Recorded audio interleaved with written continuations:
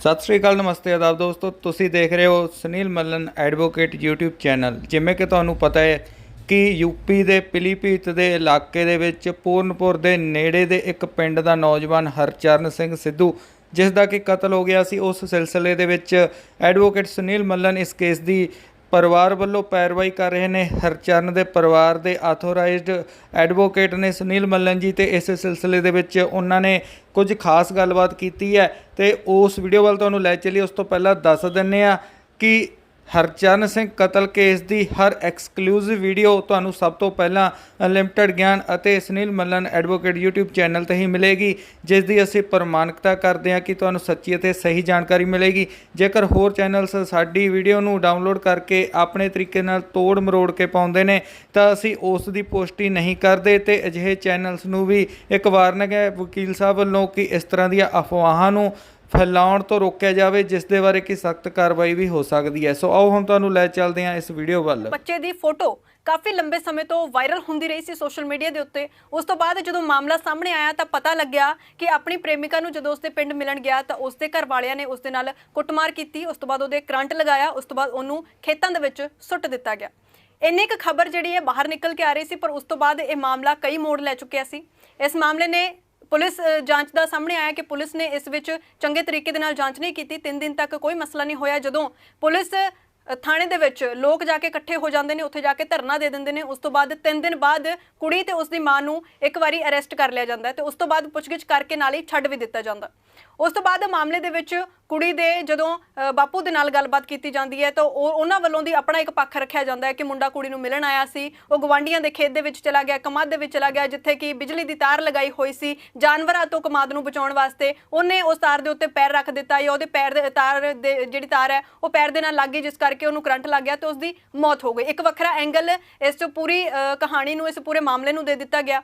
ਪਰ ਸਾਡੇ ਨਾਲ ਇਸ ਵੇਲੇ ਸੁਨੀਲ ਮੱਲਨ ਜੀ ਮੌਜੂਦ ਨੇ, ਜੋ ਕਿ ਪੰਜਾਬ ਹਰਿਆਣਾ ਹਾਈ ਕੋਰਟ ਦੇ ਐਡਵੋਕੇਟ ਨੇ। ਉੱਥੇ ਪਹੁੰਚਦੇ ਨੇ, ਮਾਮਲੇ ਦੀ ਤਫਤੀਸ਼ ਕਰਦੇ ਨੇ, ਜਾਂਚ ਕਰਨ ਦੀ ਕੋਸ਼ਿਸ਼ ਕਰਦੇ ਨੇ, ਕੁੜੀ ਦੇ ਪਰਿਵਾਰ ਨਾਲ ਵੀ ਗੱਲਬਾਤ ਕਰਦੇ ਨੇ, ਮੁੰਡੇ ਦੇ ਪਰਿਵਾਰ ਨਾਲ ਵੀ ਗੱਲਬਾਤ ਕਰਦੇ ਨੇ। ਪੋਸਟਮਾਰਟਮ ਰਿਪੋਰਟ ਦੀ ਜੇ ਗੱਲ ਕਰੀਏ ਤਾਂ ਇਸ ਵੇਲੇ ਪੋਸਟਮਾਰਟਮ ਰਿਪੋਰਟ ਦੇ ਵਿੱਚ ਇਹੀ ਗੱਲ ਨਿਕਲ ਕੇ ਬਾਹਰ ਆਈ ਹੈ ਕਿ ਮੁੰਡੇ ਨੂੰ ਕਰੰਟ ਲੱਗਿਆ ਸੀ। ਉਸ ਤੋਂ ਇਲਾਵਾ ਉਸ ਦੇ ਵਿੱਚ ਕੋਈ ਜ਼ਿਆਦਾ ਜਾਣਕਾਰੀ ਨਹੀਂ ਦਿੱਤੀ। ਤੇ ਇਸ ਤੋਂ ਇਲਾਵਾ ਵਧੇਰੀ ਜਾਣਕਾਰੀ ਦੇ ਲਈ ਅਸੀਂ ਸੁਨੀਲ ਮੱਲਨ ਜੀ ਨਾਲ ਗੱਲਬਾਤ ਕਰਾਂਗੇ। ਸਤਿ ਸ਼੍ਰੀ ਅਕਾਲ ਜੀ। ਸਤਿ ਸ੍ਰੀ ਅਕਾਲ ਜੀ। ਮੱਲਨ ਸਾਹਿਬ, ਤੁਸੀਂ ਉੱਥੇ ਜਾ ਕੇ ਆਏ ਹੋ ਕਿਉਂਕਿ ਮਾਮਲਾ ਬੜਾ ਸੰਜੀਦਾ ਸੀ। ਬੱਚੇ ਦੀ ਜਿਹੜੀ ਇੱਕ ਫੋਟੋ ਬਾਹਰ ਆ ਰਹੀ ਸੀ, ਉਹਦੀ 16 ਸਾਲ ਦਾ ਜਦੋਂ ਸੀਗਾ ਉਹ ਫੋਟੋ ਬਾਹਰ ਆ ਰਹੀ ਸੀ। ਉਸ ਤੋਂ ਬਾਅਦ ਪਤਾ ਲੱਗਦਾ ਹੈ ਵੀ ਬੱਚਾ 19 ਸਾਲ ਦਾ ਸੀਗਾ ਜੀ। ਉਸ ਤੋਂ ਬਾਅਦ ਆਪਣੀ ਪ੍ਰੇਮਿਕਾ ਨੂੰ ਜਦੋਂ ਮਿਲਣ ਗਿਆ ਤਾਂ ਕੁੱਟਮਾਰ ਕੀਤੀ ਗਈ ਹੈ। ਪਰ ਮਾਮਲੇ ਨੂੰ ਇੱਕ ਨਵਾਂ ਮੋੜ ਦੇ ਦਿੱਤਾ ਗਿਆ ਜਦੋਂ ਉਧਰੋਂ ਦੀ ਕਿਹਾ ਗਿਆ ਵੀ ਜਿਹੜੇ ਗਵਾਂਢੀ ਨੇ ਉਹਨਾਂ ਦੇ ਖੇਤਾਂ 'ਚ ਤਾਰ ਨੂੰ ਪੈਰ ਲੱਗ ਗਿਆ, ਕਰੰਟ ਲੱਗ ਗਿਆ ਸੀ ਤਾਂ ਮੌਤ ਹੋਈ ਹੈ, ਸਾਡਾ ਕੋਈ ਕਸੂਰ ਨਹੀਂ ਹੈ, ਕੁੜੀ ਦੇ ਪਰਿਵਾਰ ਵਾਲਿਆਂ ਨੇ ਕਿਹਾ। ਤੁਸੀਂ ਉੱਥੇ ਜਾ ਕੇ ਆਏ ਹੋ, ਸਾਰੀ ਚੀਜ਼ਾਂ ਦੇਖ ਕੇ ਆਏ ਹੋ, ਗੱਲਬਾਤ ਕਰਕੇ ਆਏ ਹੋ। ਕੀ ਲੱਗਦਾ ਹੈ ਕੀ ਮਾਮਲਾ ਅਸਲ ਦੇ ਵਿੱਚ ਸੀਗਾ ਕਿ ਪੋਸਟਮਾਰਟਮ ਰਿਪੋਰਟ ਦੇ ਵਿੱਚ ਜਿਸ ਤਰੀਕੇ ਦੇ ਨਾਲ ਲਿਖਿਆ ਗਿਆ ਵੀ ਸਿਰਫ ਕਰੰਟ ਲੱਗਾ ਸੀਗਾ, ਕੀ ਇਹੀ ਲੱਗਦਾ ਵੀ ਮਾਮਲਾ ਇਹੀ ਸੀ? ਨਹੀਂ ਜੀ, ਨਹੀਂ। ਇਹ ਰਿਪੋਰਟ ਪੈਸੇ ਲੈ ਕੇ ਬਦਲੀ ਗਈ ਹੈ। ਬੱਚੇ ਦੇ ਮੂੰਹ ਚੋਂ ਤੇ ਨੱਕ ਚੋਂ ਖੂਨ ਹੈ, ਬੱਚੇ ਦੇ ਮੱਥੇ ਤੇ ਲਾਸਾਂ ਹੈ, ਬੱਚੇ ਦੀ ਇਸ ਜਗ੍ਹਾ ਤੇ ਲਾਸਾਂ ਹੈ, ਗਲੇ ਤੇ ਨਿਸ਼ਾਨ ਸੀ, ਪੂਰੀ ਬੋਡੀ ਤੇ ਰੈਸ਼ਿਸ ਸੀ, ਬਾਂਹ ਤੇ ਨਿਸ਼ਾਨ ਸੀ। ਔਰ ਜਿਹੜਾ ਮੈਨੂੰ ਸੁਣ ਕੇ ਪਤਾ ਲੱਗਾ, ਫੋਟੋ 'ਚ ਤਾਂ ਨਹੀਂ ਪਤਾ ਲੱਗਾ, ਜਿਹੜੇ ਹੋਰ ਬਾਕੀ ਜਦੋਂ ਜਿਨ੍ਹਾਂ ਨੇ ਬੋਡੀ ਚੁੱਕੀ ਉਹਦੀ ਗਰਦਨ ਵੀ ਟੁੱਟੀ ਹੋਈ ਸੀ ਔਰ ਉਹਦੀਆਂ ਲੱਤਾਂ 'ਤੇ ਨਿਸ਼ਾਨ ਹੈ ਮਾਰਕੁੱਟ ਦੇ, ਔਰ ਫਿਰ ਕਰੰਟ ਦੇ ਨਿਸ਼ਾਨ ਹੈ, ਇੱਕ ਲੱਤ ਅੱਗੇ ਇੱਕ ਲੱਤ ਪਿੱਛੇ। ਫਿਰ ਉਹਦੇ ਜਦੋਂ ਮਤਲਬ ਉਹਨੂੰ ਧੋਇਆ ਗਿਆ ਹੋਏਗਾ, ਮੈਂ ਅਸਿਊਮ ਕਰਦਾ ਉਹਦੇ ਪੈਰਾਂ 'ਚ ਮਿੱਟੀ ਫਸੀ, ਉਹਦੀ ਚੱਪਲਾਂ ਬਿਲਕੁਲ ਸਾਫ਼ ਨੇ, ਚੱਪਲਾਂ 'ਤੇ ਕੋਈ ਮਿੱਟੀ ਨਹੀਂ ਹੈ। ਅਤੇ ਜੇ ਬੰਦਾ ਆਪ ਡਿੱਗਾ ਤਾਂ ਉਹਦੀ ਚੱਪਲ ਵੀ ਤਾਂ ਗੰਦੀ ਹੋਏਗੀ ਨਾ ਜੀ। ਸੋ ਕਈ ਸਾਰੇ ਇਹੋ ਜਿਹੇ ਹਾਲਾਤ ਨੇ ਜਿਹੜੇ ਇੱਕ ਪੱਕਾ ਯਕੀਨ ਦਿੰਦੇ ਨੇ ਮੈਨੂੰ, ਬੀਇੰਗ ਇੱਕ ਲੀਗਲ ਪਰਸਨ, ਕਿ ਇਹ ਮਰਡਰ ਹੈ। ਮੈਂ ਕਲੀਅਰ ਕਹਿ ਰਿਹਾ, ਇਹ ਮਰਡਰ ਹੈ ਔਰ ਸੋਚੀ ਸਮਝੀ ਸਾਜ਼ਿਸ਼ ਤਹਿਤ ਕੀਤਾ ਗਿਆ ਮਰਡਰ ਹੈ, ਇਹ ਐਕਸੀਡੈਂਟ ਨਹੀਂ। ਹੁਣ ਮੈਂ ਦੂਜਾ ਪੱਖ ਵੀ ਲੈ ਲੈਣਾ, ਮੰਨ ਲਓ ਕੁੱਟਮਾਰ ਵੀ ਨਹੀਂ ਹੋਈ, ਕੁਛ ਨਹੀਂ ਹੋਇਆ, 220 ਵੋਲਟ ਦਾ ਜਿਹੜਾ ਮੋਟਰ ਨੂੰ 3 ਫੇਜ਼ ਮੋਟਰ ਨੂੰ ਦੇਣ ਵਾਲਾ ਕਰੰਟ ਜੇ ਆਪਾਂ ਤਾਰਾਂ ਲਾਈਆਂ ਸੀ ਅਤੇ ਉਹ ਜਿਹੜੀਆਂ ਤਾਰਾਂ ਨੇ ਉਹ ਲਾਉਣਾ ਵੀ ਕਾਨੂੰਨਨ ਜੁਰਮ ਹੈ। ਸੈਕਸ਼ਨ 304 'ਚ ਉਹਦਾ ਪੂਰਾ ਜ਼ਿਕਰ ਹੈ। ਇਹ ਵੀ ਮਰਡਰ ਦੀ ਕੈਟਾਗਰੀ 'ਚ ਆਉਂਦਾ ਹੈ। ਇੰਟੈਂਸ਼ਨਲ ਕੋਈ ਐਰਰ ਕਰੀਏ, ਪਤਾ ਹੈ ਵੀ ਇਹਨੂੰ ਲਾਣਾ ਗੈਰ ਕਾਨੂੰਨੀ ਹੈ, ਫਿਰ ਆਪਾਂ ਉਹ ਕੰਮ ਕੀਤਾ। ਸੋ ਸੈਕਸ਼ਨ 304A ਇਹਦੇ 'ਚ ਕਲੀਅਰ ਵਰਜਨ ਦਿੰਦਾ ਹੈ। ਸੋ ਮਰਡਰ ਤਾਂ 100% ਹੋਇਆ, ਉਹ 302 'ਚ ਕਵਰ ਹੋਏਗਾ ਹੀ ਹੋਏਗਾ, ਨਾਲ 304 ਵੀ ਲੱਗੇਗੀ। ਜੇ ਤਾਰਾਂ ਸੀਗੀਆਂ ਤਾਂ ਗਈਆਂ ਕਿੱਥੇ? ਪੁਲਿਸ ਨੇ ਰਿਕਵਰ ਕਿਉਂ ਨਹੀਂ ਕੀਤੀਆਂ? ਮੌਕੇ 'ਤੇ ਕਿਉਂ ਨਹੀਂ ਫੜੀਆਂ ਗਈਆਂ? ਜਿੱਥੇ ਕਿੱਲਾ ਗੱਡ ਕੇ ਪੋਲ ਗੱਡਿਆ ਜਾਂਦਾ, ਜਿਹਦੇ ਨਾਲ ਤਾਰ A ਤੇ ਤਾਰ B ਲਾਈ ਜਾਂਦੀ ਹੈ, ਉਹਦੇ 'ਚ ਇੱਕ ਰਬੜ ਦਾ ਛੱਲਾ ਵੀ ਪਾਇਆ ਜਾਂਦਾ ਕਿ ਲੋਹੇ ਦੇ ਨਾਲ ਜਾਂ ਲੱਕੜ ਦਾ ਪੋਲ ਹੈ ਉਹਦੇ ਨਾਲ ਉਹ ਟੱਚ ਕਰਕੇ ਪਟਾਕਾ ਨਾ ਪੈ ਜੇ। ਉਹ ਪੋਲ ਦਾ ਨਿਸ਼ਾਨ ਵੀ ਸਾਨੂੰ ਕਿਤੇ ਨਹੀਂ ਦਿਖਿਆ, ਕਿਉਂਕਿ ਪੋਲ ਵਾਲੀ ਥਾਂ ਤੇ ਪੋਲ ਰਹਿ ਜਾਂਦੀ ਹੈ ਜੀ। ਕਿੱਲਾ ਇੱਕ ਵਾਰੀ ਗੱਡ ਕੇ ਪੁੱਟ ਲਓ, ਜਿੰਨਾ ਮਰਜ਼ੀ ਜ਼ੋਰ ਲਾ ਲਓ, ਉਹ ਹਫਤੇ 10 ਦਿਨ 20 ਦਿਨ 25 ਦਿਨ ਤੱਕ ਉਹ ਆਪਣੀ ਪੋਲ ਦੱਸਦਾ ਹੈ ਵੀ ਇੱਥੇ ਕਿੱਲਾ ਗੱਡਿਆ ਗਿਆ ਸੀ ਤੇ ਪੁੱਟਿਆ ਵੀ ਗਿਆ ਹੈ। ਜੀ। ਸੋ ਉਹ ਚੀਜ਼ਾਂ ਕਿੱਥੇ ਗਈਆਂ? ਜਿਨ੍ਹਾਂ ਨੇ ਪੋਲ ਪੁੱਟੇ ਨੇ ਉਹ ਵੀ ਤੇ ਫਿਰ ਕਤਲ ਦੇ ਭਾਗੀਦਾਰ ਨੇ ਕਿ ਉਹ ਪੋਲ ਪੁੱਟ ਕੇ ਲੈ ਗਏ, ਤਾਰ ਇਕੱਠੀ ਕਰਕੇ ਲੈ ਗਏ, ਬੰਦਾ ਉੱਥੇ ਸਾਹਮਣੇ ਮਰਿਆ ਪਿਆ, ਉਸੇ ਤਾਰਾਂ 'ਚ ਉਹਦੇ ਲੱਤਾਂ ਦੀ ਕੜਿੰਗੀ ਫਸੀ ਹੋਈ ਹੈ, ਤਾਰਾਂ ਕਿੱਦਾਂ ਖਿੱਚ ਲੀਆਂ। ਸੋ ਕਲੀਅਰ ਕੱਟ ਮਰਡਰ ਹੈ, ਇਹਦੇ 'ਚ ਕੋਈ ਸ਼ੱਕ ਨਹੀਂ। ਪਰ ਪੁਲਿਸ ਨੇ ਔਰ ਉੱਥੋਂ ਦੇ ਜਿਹੜੇ ਡਾਕਟਰ ਨੇ ਉਹਨਾਂ ਨੇ ਪੈਸੇ ਖਾ ਕੇ ਗਲਤ ਰਿਪੋਰਟ ਬਣਾਈ ਹੈ। ਇਹਦੇ ਤੇ ਆਬਜੈਕਸ਼ਨ ਲੈਟਰ ਬਣ ਰਹੀ ਹੈ, 2 ਦਿਨਾਂ 'ਚ ਬਣ ਜਾਏਗੀ ਔਰ ਜੋ ਵੀ ਲੀਗਲ ਚੈਨਲ ਦੇ ਤਰੀਕੇ ਅਸੀਂ ਕਰ ਸਕਦੇ ਹਾਂ ਅਸੀਂ ਉਹ ਕਰਾਂਗੇ। ਜੀ ਬਿਲਕੁਲ। ਇੱਥੇ ਜੇ ਜਿਵੇਂ ਤੁਸੀਂ ਗੱਲ ਕੀਤੀ ਹੈ ਵੀ ਜੋ ਇਹ ਗੱਲ ਕਹਿੰਦੇ ਨੇ ਕਿ ਗਵਾਂਢੀਆਂ ਦੀ ਤਾਰ ਸੀ, ਤਾਂ ਕਿਤੇ ਨਾ ਕਿਤੇ ਇਹ ਗੱਲ ਕਹਿ ਕੇ ਉਹ ਬਿਲਕੁਲ ਸਾਫ਼ ਹੋ ਸਕਦੇ ਨੇ ਵੀ ਗਵਾਂਢੀਆਂ ਨੇ ਤਾਰ ਲਾਈ ਹੋਈ ਸੀ। ਜਿਵੇਂ ਤੁਸੀਂ ਕਿਹਾ ਵੀ 200 ਵੋਲਟ ਦਾ 220 ਵੋਲਟ ਦਾ ਨਹੀਂ ਲਗਾ ਸਕਦੇ, ਉਸ ਦੇ ਵਿੱਚ ਉਹ ਛੋਟਾ ਕਰੰਟ ਹੁੰਦਾ ਹੈ, ਤਾਂ ਇਹ ਸਾਫ਼ ਕਰ ਸਕਦੇ ਨੇ ਵੀ ਗਵਾਂਢੀਆਂ ਨੇ ਲਾਈ ਸੀ, ਠੀਕ ਹੈ, ਕਰ ਲਓ ਉਹਨਾਂ ਦੇ ਉੱਤੇ ਜਿਹੜਾ ਕੇਸ ਕਰਨਾ ਕਰ ਲਓ, ਜਿਹੜਾ ਐਕਸ਼ਨ ਉਹਨਾਂ ਤੇ ਲੈਣਾ। ਉਹਨਾਂ ਦੇ ਕਹਿਣ ਨਾਲ ਥੋੜੀ ਸਾਰਾ ਕੁਝ ਚੱਲਣਾ ਹੈ, ਇਹ ਕਾਨੂੰਨ ਹੈ, ਉਹਨਾਂ ਦੇ ਮੁਤਾਬਕ ਨਹੀਂ ਚੱਲਣਾ। ਦੇਖੋ, ਮਰਡਰ ਨੂੰ ਸਾਬਤ ਕਰਨ ਲਈ ਸਾਨੂੰ ਵਕੀਲਾਂ ਨੂੰ 2 ਪੁਆਇੰਟ ਚਾਹੀਦੇ ਆ। ਪਹਿਲਾ, ਲਾਸਟ ਸੀਨ ਜੀ, ਕਿੱਥੇ ਵੇਖਿਆ ਗਿਆ, ਕਿਸ ਹਾਲਾਤ 'ਚ ਵੇਖਿਆ ਗਿਆ, ਕਿਹਦੀ ਕਸਟਡੀ 'ਚ ਵੇਖਿਆ ਗਿਆ। ਜੀ। ਉਹ ਬੰਦੇ ਜਿਨ੍ਹਾਂ ਨੇ ਵੀ ਮਾਰਿਆ, ਮੈਂ ਨਹੀਂ ਹਲੇ ਕੁੜੀ ਵਾਲਿਆਂ ਤੇ ਦੋਸ਼ ਲਾ ਰਿਹਾ, ਪਰ ਮੈਂ ਕਹਿੰਦਾ ਜਿਨ੍ਹਾਂ ਨੇ ਵੀ ਮਰਡਰ ਕੀਤਾ ਉਹਨਾਂ ਨੇ ਅੱਧਾ ਆਪਣੇ ਵੱਲ ਸੁੱਟਿਆ ਇੱਕ ਵਾੜ 'ਚ, ਅੱਧਾ ਦੂਜੀ ਖੇਤ 'ਚ ਸੁੱਟਿਆ। ਜੀ। ਧੜ ਉਹਦਾ ਵੱਟ ਦੇ ਉੱਤੇ ਹੈ, ਮੂੰਹ ਉਹਦਾ ਖੇਤਾਂ 'ਚ ਡਿੱਗਾ ਪਿਆ। ਹੁਣ ਮੇਰੀ ਗੱਲ ਦਾ ਜਵਾਬ ਦਿਓ, ਮੈਂ ਡਿੱਗਾਂਗਾ ਤੇ ਮੈਂ ਉੱਥੇ ਪਈ ਫਸਲ ਨੂੰ ਮੁੱਠੀਆਂ 'ਚ ਨਹੀਂ ਬੰਦ ਕਰਾਂਗਾ। ਜੀ। ਉਸ ਬੱਚੇ ਦੀਆਂ ਮਰਨ ਵੇਲੇ ਮੁੱਠੀਆਂ 'ਚ ਉੱਥੋਂ ਦੀ ਫਸਲ, ਉਹ ਝੋਨਾ ਜਾਂ ਚੌਲ ਜੋ ਵੀ ਉਗਾਇਆ ਉਹਦੀ ਮੁੱਠੀਆਂ 'ਚ ਹੈ।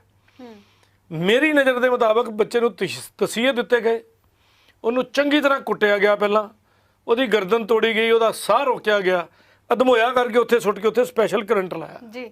ਇੱਧਰ ਤੁਸੀਂ ਪਰਿਵਾਰ ਦੇ ਨਾਲ ਵੀ ਗੱਲਬਾਤ ਕਰਕੇ ਆਏ ਹੋ ਸਾਰੀ, ਕਿਉਂਕਿ ਜਿਹੜੀ ਤੁਸੀਂ ਡੈੱਡ ਬੋਡੀ ਇੱਕ ਤਰੀਕੇ ਦੇ ਨਾਲ ਜਿਹੜੀ ਸਾਹਮਣੇ ਆ ਰਹੀ ਹੈ, ਤਸਵੀਰਾਂ ਜਿਹੜੀਆਂ ਸਾਹਮਣੇ ਆ ਰਹੀਆਂ ਸੀ, ਉਸ ਦੇ ਨੱਕ ਦੇ ਵਿੱਚੋਂ ਵੀ ਖੂਨ ਆ ਰਿਹਾ ਸੀ, ਨੱਕ 'ਚੋਂ ਤੇ ਮੂੰਹ 'ਚੋਂ ਖੂਨ ਸੀ, ਬਾਂਹ 'ਚੋਂ ਖੂਨ ਹੈ, ਨੀਲ ਪਏ ਨੇ ਪੂਰੀ ਸਰੀਰ ਤੇ, ਕੁੱਟਣ ਦੇ ਨਿਸ਼ਾਨ ਹੈ। ਜੀ। ਔਰ ਪਹੁੰਚੇ ਉਹਦੇ ਜਿਹੜੇ ਪੈਰ ਜਿਹੜੇ ਨੇ, ਉਹਦਾ ਪਜਾਮਾ ਟੰਗਿਆ ਗਿਆ। ਹੋਰ ਮੈਂ ਇਧਰ ਗੱਲ ਦੱਸਦਾ, ਪਹਿਲਾਂ ਉਹਦਾ ਟੈਲੀਫੋਨ ਸਵਿਚ ਆਫ ਹੁੰਦਾ ਜੀ, 5 ਮਿੰਟ ਲਈ ਬੰਦ ਰਹਿੰਦਾ, ਫਿਰ ਆਨ ਹੋ ਜਾਂਦਾ, ਫਿਰ ਚੁੱਕਦਾ ਕੋਈ ਨਹੀਂ ਉਹਨੂੰ। ਜੀ।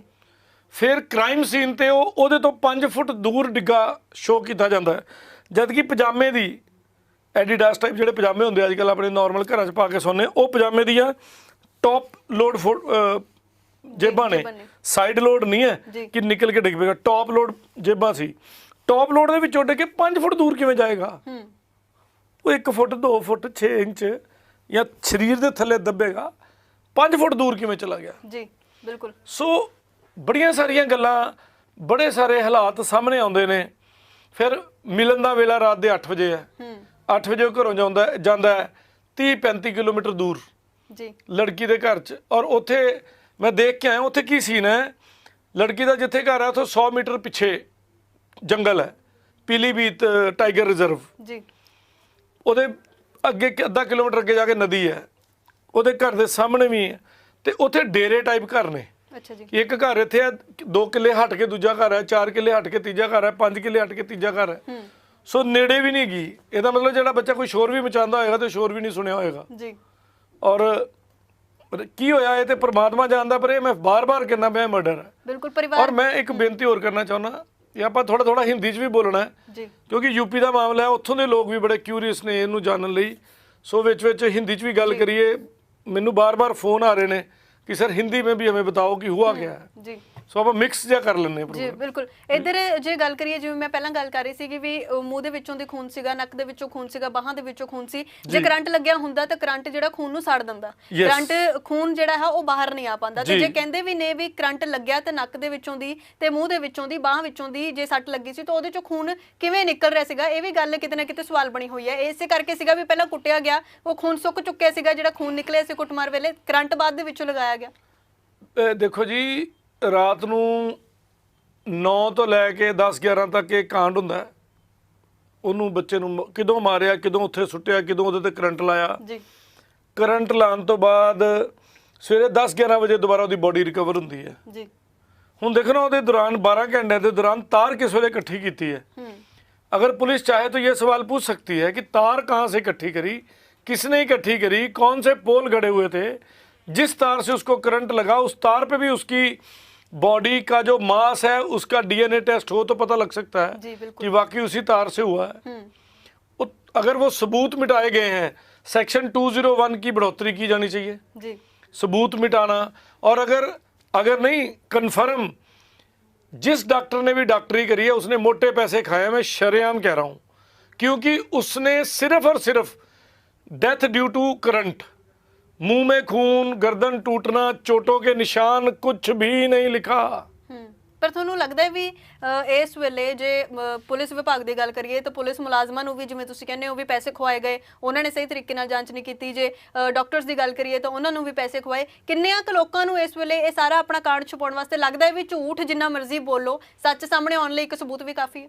मैं कहना है बस अगर हम अच्छी तरह से इसकी पैरवाई करेंगे, इसकी ऑब्जेक्शन और कंप्लेंट जगह जगह डालेंगे, और अभी मैं एक लेटर भी लिखने वाला हूं टू ऑनरेबल चीफ जस्टिस, जिसमें मैं पुलिस के खिलाफ, डॉक्टर के खिलाफ और बाकी लोगों के खिलाफ in comparison to photographer video available taken at the time जब पुलिस वहाँ खड़ी है, जब पुलिस वहाँ खड़ी है तो लोगों ने वीडियो बनाई है।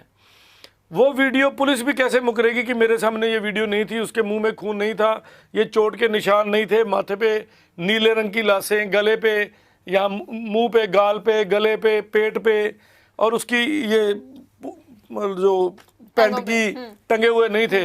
तो उन सब के खिलाफ भी एफआईआर दर्ज करने की ये एप्लीकेशन जाएगी। याद करो प्रदुम्न हत्याकांड गुरुग्राम स्कूल में, उसमें पुलिस ने पैसे लेके लीपा पोथी करके ड्राइवर पे केस डाल दिया कि उसकी शर्ट पे खून का धब्बा दिखा, इसलिए ड्राइवर कसूरवार है। सीबीआई की जांच के बाद वो पुलिस वालों पे भी एफआईआर हुई है। तो इसमें भी मैं देर नहीं करने वाला, क्योंकि पुलिस पूरे सबूत मिटाने पे लगी हुई है। और मैं अगर परिवार ने इजाज़त दी तो हाई कोर्ट में सीबीआई जांच के बारे में मैं केस करूंगा। जी बिल्कुल, क्योंकि जिस तरीके ਦੇ ਨਾਲ ਮਾਮਲਾ ਗੁੰਝਲਦਾਰ ਹੋਇਆ ਪਿਆ, ਜਿਸ ਤਰੀਕੇ ਦੀਆਂ ਖਬਰਾਂ ਜਾਂ ਐਂਗਲ ਨਵੇਂ ਦੇਣ ਦੀ ਕੋਸ਼ਿਸ਼ ਕੀਤੀ ਜਾ ਰਹੀ ਹੈ, ਸੱਚ ਕਿਉਂਕਿ ਸਾਹਮਣੇ ਆਉਣਾ ਚਾਹੀਦਾ, ਜਿਹੜਾ ਕੁਝ ਹੋਇਆ ਜਿਹੜਾ ਕੁਝ ਨਹੀਂ। ਅਸੀਂ ਪਹਿਲਾਂ ਵੀ ਵਾਰ-ਵਾਰ ਇਹ ਗੱਲ ਕਰਦੇ ਹਾਂ ਵੀ ਬੇਸ਼ੱਕ ਮੁੰਡੇ ਦਾ ਕਸੂਰ ਸੀਗਾ, ਜਿਸ ਤਰੀਕੇ ਦੇ ਨਾਲ ਅੱਧੀ ਰਾਤ ਨੂੰ ਮਿਲਣ ਗਿਆ, ਪਰ ਜਿਹੜੀਆਂ ਗੱਲਾਂ ਵਿੱਚੋਂ ਦੀ ਨਿਕਲ ਕੇ ਆ ਰਹੀਆਂ ਨੇ ਵੀ ਖੁਦ ਕੁੜੀ ਨੇ ਬੁਲਾਇਆ ਸੀਗਾ, ਇਹੀ ਗੱਲ ਵਿੱਚੋਂ ਨਿਕਲ ਕੇ ਬਿਲਕੁਲ ਜੀ ਵੀ ਕੁੜੀ ਨੇ ਬੁਲਾਇਆ ਸੀਗਾ। ਕਨਫਰਮ ਹੈ ਜੀ, ਕੁੜੀ ਨੇ ਬੁਲਾਇਆ ਸੀ। ਬੁਲਾਉਣ ਤੋਂ ਬਾਅਦ ਉਹਨੇ ਇਹ ਵੀ ਪੁਸ਼ਟੀ ਕੀਤੀ ਹੈ ਕਿ ਮੋਟਰ ਤੇ ਆ ਕੇ ਉਹਨੇ ਮੈਨੂੰ ਫੋਨ ਵੀ ਕੀਤਾ। ओके, मोटर पे बैठ के लड़के ने लड़की को फ़ोन किया कि मैं आ गया हूँ जी, तो उसकी वहाँ पहुँचना कन्फर्म है। और अगर उसने फ़ोन किया है इट मीन्स कि वो ठीक है जी। अगर वो थोड़ी सी भी हालत ख़राब होती तो वो कहता कि नहीं मेरे को चोट लग गई है, मेरे को करंट लग गया, मेरे को कुछ हो गया जी। उसके बाद वो लड़का मिलता नहीं है, वो फ़ोन करते हैं उसके दोस्त लड़की को, लड़की बार बार कहती है कि वहीं होगा खेतों में, कमाद वाल होना देखो, तो वही गन्ने के खेत में मिला फिर वो जी। इससे लिए क्योंकि पहला फोन जा चुका है, तुसी कुड़ी दे नाल भी गल कीती है, कुड़ी दे परिवार दे नाल भी गल कीती है, उन्हां दे की बयान इस वेले ਤੁਹਾਨੂੰ ਸਾਹਮਣੇ ਮਿਲੇ ਜਦੋਂ ਤੁਸੀਂ ਉਹਨਾਂ देखो जी लड़की नाल ते मैं ज़्यादा गल इस करके नहीं की कि बच्चा पहले ही ट्रॉमे च है। हले तक मैं ये नहीं पुष्टि की कि कातिल कौन है, बट ये पुष्टि जरूर करदा कि इट इज़ ए मर्डर। मैं ये पुष्टि जरूर करता हूँ कि ये कत्ल हुआ है, नेचुरल या एक्सीडेंटल डेथ नहीं है। बट मैं ये कहीं नहीं कह रहा कि लड़की ने मर्डर किया या उसके चाचा ने किया। ये पुलिस का काम है इन्वेस्टिगेट करना। मेरा इतना इंसिस्ट करने का धर्म है कि ये मर्डर है, ये एक्सीडेंट सिर्फ करंट लग के नहीं है जी। और अगर कोई पुलिस या डॉक्टर गलत रिपोर्ट बनाएंगे तो उनको भी जेल में भेजेंगे, कोई दिक्कत नहीं है। कानून वकीलों ने बनाया है और वकील उसके ऊपर पहरा देते हैं जी। कुड़ी दी जो उम्र दी गल करिए तो कुड़ी दी उम्र कितनी सी? 18 साल। 18 साल दी सी। लड़के का एक बड़ी अफसोस की गल दसन लगा, लड़के का जिस दिन भोग था उसी दिन उसका बर्थडे था जी, उसी दिन उसका आइल्स का पेपर था जी, उस दिन वो 19 साल का पूरा हुआ है। सो एक दिल को रुलाने वाली बातें हैं जी। जहाँ तक लड़की से मैंने इतना ही पूछा, बेटा तुम्हारे बारे में लोग ये अफवाहें फैला रहे हैं कि इसने फांसी कर ली, ये किसी मतलब उसके पेरेंट्स से बात करी कि बच्चे बारे इल्ज़ाम ला रहे हैं कि किसी आपत्तिजनक नंगे पकड़े गए तो इसलिए ये हो गया वो हो गया। मैं कहा जी सिर्फ लोग जो गंद फैला रहे हैं, आपकी भी है बेटी, हमारी बेटी भी है जी, गंद फैला रहे हैं, कम से कम मैं उस गंद को रोकना चाहता हूँ। बिल्कुल, क्योंकि उस वजह से जब तक बेटी सामने नहीं आएगी कम से कम अपना नाम ही बता दे, जी। मुंह ढको उसका। मैं उसका पूरा चेहरा भी सामने नहीं लाना चाहता मीडिया के, क्योंकि कल को उसकी कोई फोटो पिक करेगा, कुछ गंदी बात लिखेगा, हमें बुरा लगेगा। Until she is proved guilty, तब तक मैं उसको चोर या कातिल नहीं कह सकता जी, क्योंकि बहुत सारियां ਇਹੋ ਜਿਹੀਆਂ फेक बेअंत कौर के केस में मैंने शरेआम बोला बेअंत कौर कातिल है जी। तो है। मैं एक वकील हूँ, मेरे मुंह से कोई भी शब्द निकला पकड़ा जाता है। तो मैं फिर कह रहा हूँ कि कातिल कौन है ये मैं अभी कंफर्म नहीं कर सकता, जी। बट कत्ल हुआ है ये 100% कंफर्मेशन है। ये मैं दावा करता हूँ कि ये कत्ल है। सबूत मिटाने वालों पे भी पर्चा कराऊंगा। ਜੀ ਬਿਲਕੁਲ, ਜਿਵੇਂ ਤੁਸੀਂ ਗੱਲ ਕੀਤੀ ਵੀ ਮੁੰਡੇ ਦਾ ਉਸੇ ਦਿਨ ਜਨਮ ਦਿਨ ਵੀ ਸੀਗਾ, ਉਸੇ ਦਿਨ ਆਇਲਟਸ ਦਾ ਐਗਜ਼ਾਮ ਵੀ ਸੀਗਾ, ਘਰਦਿਆਂ ਨੇ ਵੀ ਬਹੁਤ ਸੁਪਨੇ ਸਜਾਏ ਹੋਣੇ ਆ, ਖੁਦ ਮੁੰਡੇ ਨੇ ਬਹੁਤ ਸੁਪਨੇ ਸਜਾਏ ਹੋਣੇ ਆ। ਘਰਦਿਆਂ ਦੇ ਕੀ ਹਾਲਾਤ ਸੀਗੇ, ਕਿਉਂਕਿ ਦੱਸਿਆ ਵੀ ਜਾ ਰਿਹਾ ਸੀ ਵੀ ਚਾਰ ਭੈਣਾਂ ਦਾ ਜਿਵੇਂ ਕੱਲਾ ਕੱਲਾ ਭਰਾ ਸੀਗਾ मैं और लंबी बात बताता हूँ। जी। लड़के के पिताजी 5 भाई, लड़के के पिताजी सबसे छोटे वाले भाई, लड़के के जो ताया जी के बच्चे हैं उनके बच्चे इसके बराबर हो चुके हैं। जी। सो एज गैप बात करूं तो ये अपने से छोटी उम्र के बच्चों का चाचा भी है। जी। तो घर में इतनी लंबी हिरारकी है, और मोर ओवर 4 बहनों का अकेला भाई लास्ट में हुआ, मदर भी बुजुर्ग थे। जी। तो कितनी आस उम्मीद प्रेयर और कैसे हुआ होगा। जी। ये उस माँ बाप की वर्जन को देखो, पिताजी पहले गुजर चुके हैं, अब बेटे की डेथ हो गई तो घर खाली हो गया जी। जी बिल्कुल। ਤੇ ਘਰਦਿਆਂ ਦੇ ਇਸ ਵੇਲੇ ਕੀ ਹਾਲਾਤ ਸੀਗੇ ਜਦੋਂ ਤੁਸੀਂ ਉੱਥੇ बहुत ही उदास, मतलब 4 भी नहीं बचा उनका जीने का देखा जाए तो। जी। और ऊपर से ऐसा प्रशासन हो कि जिसमें ये सारी बातों के बाद भी इस तरह की हरकतें हों, और चोर को बचाने के लिए पुलिस बैठी हो। आजकल की पुलिस चोर को बचाती है, इंसान ईमानदार को हक नहीं दे रही। ਬਿਲਕੁਲ। ਕੁੜੀ ਵਾਲਿਆਂ ਵੱਲੋਂ ਮੁੰਡੇ ਵਾਲਿਆਂ ਵੱਲੋਂ ਕੋਈ ਇਦਾਂ ਦਾ ਹੈ ਜਿਹੜਾ ਮੂਰੇ ਹੋ ਕੇ ਲੜ ਸਕੇ, ਕਿਉਂਕਿ ਜਿਵੇਂ ਅਸੀਂ ਗੱਲ ਕਰੀਏ ਤਾਂ ਘਰ ਦੇ ਵਿੱਚ ਹੁਣ ਕੱਲੀਆਂ ਔਰਤਾਂ ਹੀ ਰਹਿ ਗਈਆਂ, ਔਰ ਪ੍ਰਸ਼ਾਸਨ ਜਿਸ ਤਰੀਕੇ ਨਾਲ ਤੁਸੀਂ ਗੱਲ ਕੀਤੀ ਹੈ ਤਾਂ ਉਧਰੋਂ ਦੀ ਕੌਣ ਮੂਰੇ ਹੋ ਕੇ ਕੇਸ ਦੇ ਲਈ ਮਤਲਬ ਲੜ ਰਿਹਾ ਜਾਂ ਕਹਿ ਰਿਹਾ ਵੀ एफआईआर जो दर्ज की गई है वो लड़के के जो बड़े जीजा जी देविंदर जी है उनकी तरफ से कंप्लेंट है। अच्छा जी। और उसमें एफआईआर में तो लड़की के परिवार वालों का नाम है, लड़की का भी नाम है जी। एफआईआर में। पुलिस ने क्यों नहीं अरेस्ट किया ये पुलिस जानती है। जी। और बाकी जो भी अगर कहा जाए तो बड़ी ही पंजाबी जी कही मंदभागी घटना है, बड़ी बुरी खबर है, बुरा रवैया है। देखो मर्डर तो हुआ है, सिर्फ कागज पे एफआईआर देने से ठंड नहीं पड़ती। जी।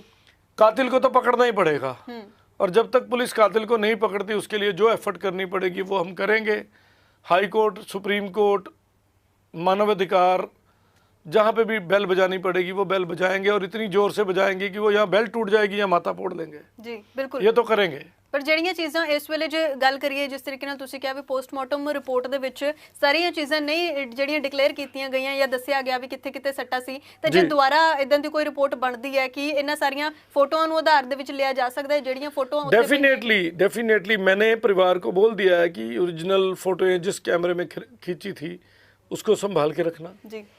और उसी के ऊपर ऑब्जेक्शन बन रही है, और फोटो से भी फोरेंसिक एक्सपर्ट सही राय दे देते हैं जी। तो वहां तक जाएंगे हम, मुझे कोई प्रॉब्लम नहीं है। जी। आजकल साइंस यहां तक पहुंच चुकी है कि जो आपके हाथ में ये पेपर है इसके ऊपर जो कंप्यूटर से टाइप किया हुआ शब्द है वो टाइप किस डेट को हुआ, किस डेट को प्रिंट किया गया, जी, वो भी पता कौन से प्रिंटर से प्रिंट किया गया और कौन सी लोकेशन से प्रिंट किया गया। अगर वो कंप्यूटर या प्रिंटर एक दिन भी इंटरनेट पे लगा होगा तो उसका एड्रेस हम निकाल देंगे। जी बिल्कुल। और उसके लिए हमारे पास साइंस है, वो तरीके हैं, और हमें उसका पता है। हम बुद्धू नहीं है, हम पागल नहीं है, हम माथे पे लिखवा के नहीं घूमते। मतलब दुनिया अगर सोचे कि हम ऐसे हैं, हम बिकाऊ नहीं है, कम से कम हम बिकाऊ नहीं है। हाँ कोई बिक गया है तो उसको उसका खमियाजा भुगतना पड़ेगा, ये 100% ਲਿਖ ਲਓ ਮੇਰੀ ਬਾਤ। ਬਿਲਕੁਲ। ਮਲਨ ਸਾਹਿਬ, ਜੇ ਅੰਤ ਦੇ ਵਿੱਚ ਗੱਲ ਕਰੀਏ, ਜੇ ਤਾਂ ਤੁਸੀਂ ਕੁਝ ਹੋਰ ਆਪਣੇ ਵੱਲੋਂ ਦੀ ਸਾਂਝਾ ਕਰਨਾ ਚਾਹੁੰਦੇ ਹੋ, ਜਿਹੜਾ ਕੁਝ ਤੁਸੀਂ ਉੱਥੋਂ ਦੇਖਿਆ ਹੈ ਤਾਂ ਤੁਸੀਂ ਉਹ ਦੱਸ ਸਕਦੇ ਹੋ। ਇਸ ਤੋਂ ਇਲਾਵਾ ਮੈਂ ਇਹ ਜਾਣਨਾ ਚਾਹ ਰਹੀ ਸੀਗੀ ਵੀ ਅੱਗੇ ਦੀ ਹੁਣ ਕਾਰਵਾਈ ਕੀ ਹੋਏਗੀ, ਕਿਉਂਕਿ ਇੱਕ ਪਾਸੇ ਤਾਂ ਕੁੜੀ ਦੇ ਪਰਿਵਾਰ ਨੇ ਇਹ ਗੱਲ ਕਹਿ ਕੇ ਖਤਮ ਕਰਤੀ ਵੀ ਸਾਡਾ ਕੋਈ ਕਸੂਰ ਨਹੀਂ ਹੈ, ਬੜੇ ਸਹਿਜ ਲਹਿਜ਼ੇ ਦੇ ਨਾਲ ਮਤਲਬ ਉਹ ਗੱਲ ਕਰ ਰਹੇ ਸੀਗੇ ਵੀ ਹਾਂ ਠੀਕ ਹੈ ਸਾਨੂੰ ਦੁੱਖ ਹੈ ਵੀ ਕੁੜੀ ਮੁੰਡਾ ਕਿਸੇ ਦਾ ਚਲਾ ਗਿਆ ਇੱਥੋਂ ਦੀ, ਸਾਡੇ ਵੱਲੋਂ ਦੀ ਕੁਝ ਨਹੀਂ ਕੀਤਾ ਗਿਆ, ਸਾਡੀ ਕੋਈ ਗਲਤੀ ਨਹੀਂ, ਪਰ ਸਾਡੇ ਤੋਂ ਝੂਠੇ ਇਲਜ਼ਾਮ ਲਗਾਏ ਗਏ ਨੇ। ਬੜੇ ਸਹਿਜ ਤਰੀਕੇ ਦੇ ਨਾਲ, ਜਿਵੇਂ ਸੱਚੀ ਉਹਨਾਂ ਨੇ ਕੁਝ ਨਹੀਂ ਕੀਤਾ, ਇਸ ਤਰੀਕੇ ਦੀ ਸ਼ਬਦਾਵਲੀ ਉਹਨਾਂ ਵੱਲੋਂ ਵਰਤੀ ਗਈ, ਉੱਤੋਂ ਦੀ ਪੋਸਟਮਾਰਟਮ ਰਿਪੋਰਟ ਦੇ ਵਿੱਚ ਵੀ ਆ ਜਾਂਦਾ ਹੈ, ਉਧਰੋਂ ਦੀ ਪੁਲਿਸ ਵਾਲੇ ਜਿਹੜੇ ਨੇ ਉਹ ਵੀ ਚੰਗੇ ਤਰੀਕੇ ਦੇ ਨਾਲ ਕਾਰਵਾਈ ਨਹੀਂ ਕਰ ਰਹੇ। ਇਹ ਸਾਰੀਆਂ ਚੀਜ਼ਾਂ ਇਕੱਠੀਆਂ ਜੁੜੀਆਂ ਹੋਈਆਂ ਨੇ ਤੇ ਇਧਰੋਂ ਦੀ ਹੁਣ ਕੀ ਕੁਝ ਕਾਰਵਾਈ ਤੁਸੀਂ ਕਰੋਗੇ ਜਾਂ ਕੀ ਕੁਝ ਕਾਰਵਾਈ ਹੋ ਸਕਦੀ ਹੈ, ਜਾਂ ਵਕੀਲ ਕਿਹੜੀ ਹੋਰ ਨਵੀਂ ਕਾਰਵਾਈ ਕਰ ਸਕਦੇ ਨੇ, ਕਿਹੜੀਆਂ ਧਾਰਾਵਾਂ ਲੱਗ ਸਕਦੀਆਂ ਨੇ, ਤੇ ਕਦੋਂ ਤੱਕ ਜਿਹੜੀ ਹੈ ਮਾਮਲੇ ਜਿਹੜਾ ਹੈ ਅੱਗੇ ਵੱਧ ਸਕਦਾ ਹੈ ਵੀ ਇਹ ਮਰਡਰ ਹੈ ਨਾ ਕਿ ਜਿਸ ਤਰੀਕੇ ਦੇ ਨਾਲ ਇੱਕ ਐਕਸੀਡੈਂਟ ਇਹਨੂੰ ਦੱਸਣ ਦੇ ਵਿੱਚ ਲੱਗੇ ਹੋਏ ਨੇ ਸਾਰੇ ਵੀ एक्सीडेंट है। देखो ऐसे है कि जो फोटोग्राफ हमारे पास अवेलेबल है, चश्मदीद गवाह हैं जो बॉडी लेने गए थे, तो वो सबकी तरफ से ऑब्जेक्शन लेटर निकालेंगे जी, जिस अथॉरिटी को देनी बनती है देंगे और उसके ऊपर कार्रवाई मांगेंगे। और उस कार्रवाई में पुलिस वालों ने जिन्होंने गलत रिपोर्टिंग करी है जी, जो डॉक्टर्स ने गलत बनाया है, उनके खिलाफ FIR की डिमांड भी होगी जी, छोड़े नहीं जाएंगे। अब वही बात है कि हमारा तो सब कुछ लुट चुका है, चैन से हम नहीं बैठेंगे, हमें अपना हक छीनना पड़ेगा और उसके लिए अगर कोई एजिटेशन भी करनी पड़ी तो उसके लिए भी तैयार हैं जी। इस केस के बाद मुझे इतने फ़ोन आए हैं कि पैसों की चिंता मत करना, जितने जहाँ लगते हैं मेहनत करने के लिए, दौड़ भाग करने के लिए, आपका भी घर खर्च उसकी भी चिंता ना करना। अमेरिका, कनाडा, UK, बाहर अनलिमिटेड फ़ोन आए हैं जी, कि आप पैसों के चक्कर में कहीं ये ना सोचना कि घर कैसे रोटी चलेगी, आपके घर का ख्याल हम रखेंगे, आप इसमें न्याय दिलाओ। और उन सब का भी शुक्रिया करना चाहता हूँ, आपका आशीर्वाद चाहिए, पैसों की ज़रूरत नहीं है, भगवान अपने आप भेज देगा जितने चाहिए होंगे। सो ईमानदारी से केस लड़ेंगे क्योंकि हम अगेंस्ट द विंग जा रहे हैं। सारे चोर एक तरफ हैं जी, सबूत भी बिठाए जा रहे हैं, लूटा भी जा रहा है, कागज़ पे FIR हुई, काम ख़त्म, ये वो। तो एक तरफ हम हैं जो उसको अपोज कर रहे हैं, हम उनके लिए उनकी आंख में भी खटकेंगे कि ये हमें फंसाएगा, तो ये एक पर करके ही हटेंगे कुछ ना कुछ। एक और बात भी बता देता हूँ कि जांच पहले लोकल पुलिस थाने में थी जी, जो जो केसरगंज के पास था, अब वो बदला के क्राइम ब्रांच के पास चली गई है। अच्छा जी, सो देखते हैं क्या करते हैं। अच्छा, अगली बात, सैटरडे का दिन था, फ्राइडे का, सॉरी जी, फ्राइडे 17 तारीख, 17 तारीख को शाम को 4:15-16 पे लड़के वालों ने पुलिस को फ़ोन किया है क्राइम ब्रांच में कि हमारे एक वकील साहब आए हैं दिल्ली से, चंडीगढ़ से, वो आपसे मिलना चाहते हैं। जी, वो कह रहे जी अब तो छुट्टी का टाइम हो गया, मंडे आना। अच्छा जी, ये एटीट्यूड है पुलिस का। अगर वो चाहते तो आधा घंटा रुकते, मैं पास ही था, मिल लेता। जी, तो मैंने कहा कोई बात नहीं, ऑब्जेक्शन लेटर मेरी पहुंचने दो, जी, और उसके बाद भी कुछ ना हुआ तो इनको फिर हाई कोर्ट में मिलेंगे डेट जी, पे। बिल्कुल। सो इस वेले ऑब्जेक्शन ਜਿਹੜੀ ਹੈ, ऑब्जेक्शन ਲੈਟਰ ਜਿਹੜੀ ਹੈ ਉਹ ਭੇਜੀ ਜਾਣੀ ਹੈ। ਉਸ ਤੋਂ ਬਾਅਦ ਕੀ ਮਾਮਲਾ ਅੱਗੇ ਵਧਦਾ ਹੈ, ਕਿਸ ਤਰੀਕੇ ਦੇ ਨਾਲ ਸਾਰੇ ਮਾਮਲੇ ਦੀ ਪੁਸ਼ਟੀ ਹੁੰਦੀ ਹੈ ਵੀ ਅਸਲ ਦੇ ਵਿੱਚ ਉਸ ਦਿਨ ਹੋਇਆ ਕੀ ਸੀ, ਬੱਚੇ ਦੇ ਨਾਲ ਜੋ ਵਤੀਰਾ ਹੋਇਆ, ਉਹ ਸਾਰੀਆਂ ਚੀਜ਼ਾਂ, ਘਟਨਾਵਾਂ ਉਸ ਵੇਲੇ ਕੀ ਵਾਪਰੀਆਂ, ਉਹ ਸਾਰੀਆਂ ਚੀਜ਼ਾਂ ਹਲੇ ਬਾਹਰ ਆਉਣੀਆਂ ਬਾਕੀ ਨੇ ਕਿਉਂਕਿ ਪੁਲਿਸ ਦੀ ਰਿਪੋਰਟ, ਪੋਸਟਮਾਰਟਮ ਦੀ ਰਿਪੋਰਟ ਉਹ ਬਾਹਰ ਆ ਚੁੱਕੀ ਹੈ। ਅੱਗੇ ਦੀ ਵੀ ਸਾਰੀ ਅਪਡੇਟ ਤੁਹਾਡੇ ਨਾਲ ਸਾਂਝੀ ਕਰਦੇ ਰਵਾਂਗੇ। ਜੁੜੇ ਰਹੋ ਵਿਜ਼ਨ ਪੰਜਾਬ TV ਦੇ ਨਾਲ, ਹਰ ਕਦਮ ਤੁਹਾਡੇ ਨਾਲ। मैं क्लियर कह रहा है, मर्डर है,